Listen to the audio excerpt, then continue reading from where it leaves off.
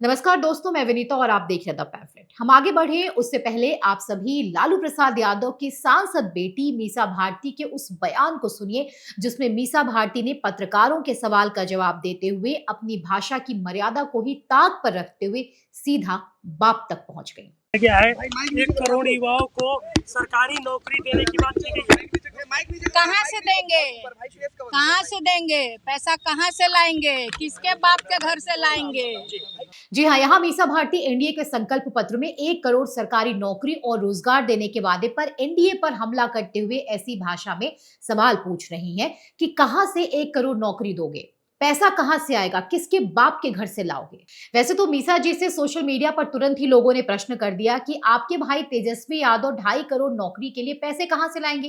हालांकि एनडीए ने 1 करोड़ सरकारी नौकरी की नहीं, 1 करोड़ रोजगार की बात की है और ये कैसे होगा वो हमने आपको इसके पहले बताया है। खैर, अब उनकी आरजेडी वाली भाषा पर आते हैं। अरे मीसा जी, आपके पिता लालू प्रसाद यादव और माता राबड़ी देवी सरकार को अपनी बपौती भले समझते हो, लेकिन सरकार के पैसे किसी के बाप के घर से नहीं आते। क्या एक सांसद को ऐसी भाषा इस्तेमाल करना शोभा देता है? और तो और आपके पास तो एमबीबीएस की डिग्री भी है। कहने का मतलब ये है कि आपने डॉक्टरी की पढ़ाई भी की हुई है, तब ऐसी भाषा क्या ही कहा जाए।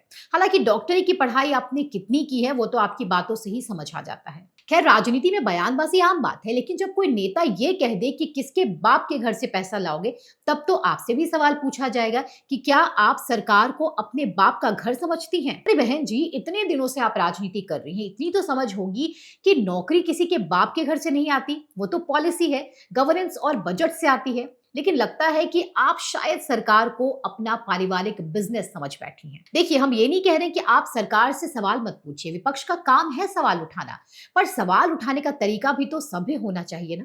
क्योंकि जब आप जनता के बीच किसके बाप के घर जैसी भाषा बोलती हैं तो फोकस मुद्दा नहीं बल्कि सोशल मीडिया का ट्रोल मटेरियल बन जाता है। लगता है चुनावी टेंशन के बीच मीसा जी शायद भूल गई हैं कि एनडीए के 1 करोड़ नौकरी वाला वादा पॉलिसी डॉक्यूमेंट है, न कि परिवार का खाता बही।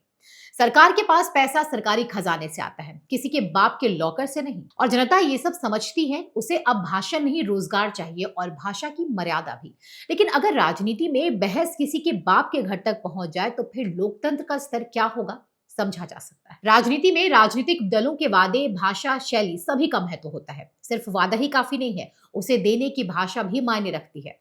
आखिर में जनता देखेगी कि वादा पूरा हुआ है या नहीं, और भाषा अगर अपमानजनक लगती हो तो उसका असर उल्टा भी हो सकता है। खैर, राजनीति क्या आम जीवन में भी शब्दों की मर्यादा काफी अहमियत रखती है, लेकिन एक जनप्रतिनिधि होने के नाते उनका सांसद क्या और किस लहजे में बोलता है ये महत्व रखता है।